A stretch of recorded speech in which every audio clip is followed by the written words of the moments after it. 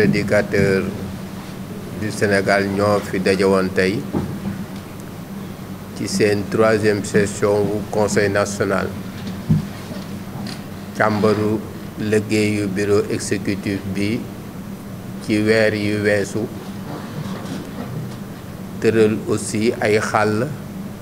ngir weer yu ñu dëgmal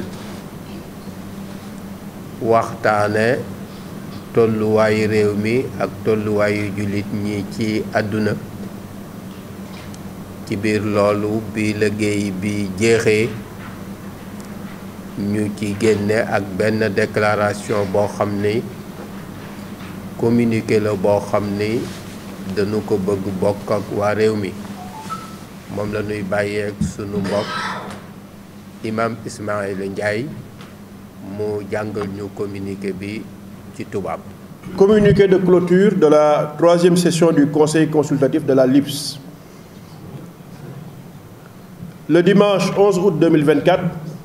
s'est tenue la 3e session du Conseil consultatif de la Ligue des imams et prédicateurs du Sénégal sous la présidence de l'imam Makhtar Kébé, premier vice-président du Conseil. Lors de cette session, la Ligue a examiné l'ensemble de son programme pour le semestre et a validé son programme annuel 1446 hégirien 2024-2025. Cette rencontre a également permis de revenir sur les questions d'actualité tant au niveau national qu'international. Sur le plan national, la Ligue des imams et prédicateurs du Sénégal salue la bonne tenue des élections présidentielles du 24 mars 2024 et félicite l'ensemble des populations sénégalaises pour leur mobilisation massive en faveur du respect du calendrier électoral. Elle adresse également ses félicitations au président élu, à son Premier ministre et au nouveau gouvernement, tout en rappelant la lourde responsabilité qui leur incombe de répondre aux attentes des populations dont les sacrifices ont été innombrables. La Ligue exprime son soutien aux nouvelles autorités pour le respect de leur engagement dans la conduite de leur mission à la tête du pays et invite toutes les populations à faire de même. Concernant les menaces pesant sur notre vivre ensemble et les réactions regrettables de certains représentants religieux suite au débat sur le voile, la Ligue rappelle aux Sénégalais sa déclaration du 5 août 2024 sur la question. Elle y recommande une plus grande ouverture de la part des écoles privées catholiques et demande à tous les acteurs de privilégier le dialogue pour trouver les meilleurs moyens d'appliquer la volonté souveraine de l'État du Sénégal visant à offrir à tous ses enfants les mêmes chances de réussite dans toutes les écoles soumises aux lois et règlements en vigueur dans le pays. S'agissant de la création d'une direction chargée des affaires religieuses et d'un ministère du culte, la Ligue se félicite de ces avancées majeures pour l'inclusivité de notre système d'État, qui prend en charge les besoins individuels et collectifs de toutes les populations et communautés.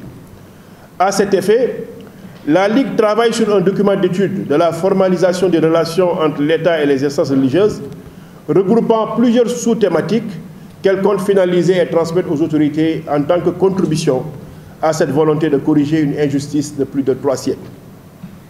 La Ligue se réjouit de la tenue des assises de la justice avec la participation de tous les acteurs concernés et magnifie la contribution scientifique des religieux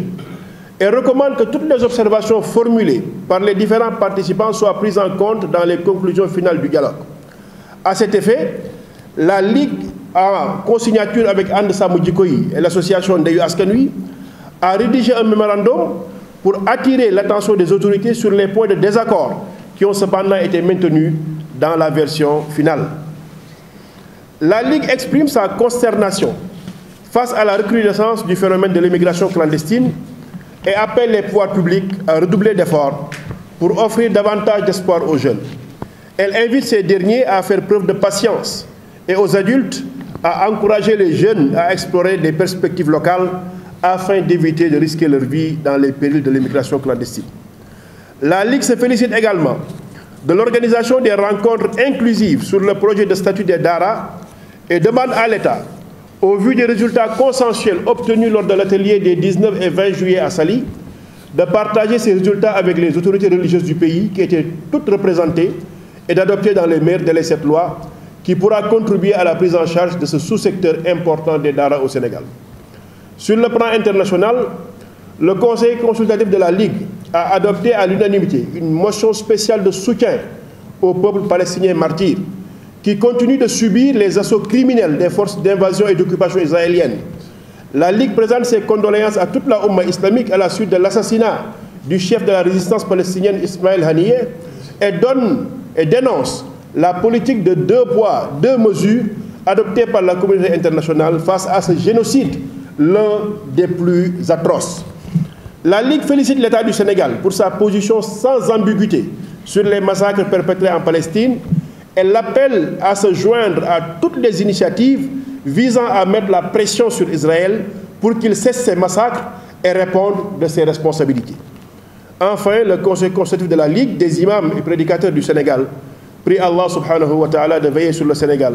de préserver sa paix et sa stabilité, ainsi que sur l'ensemble des pays de la Oumma et de l'humanité toute entière, fête à Dakar le 11 août 2024.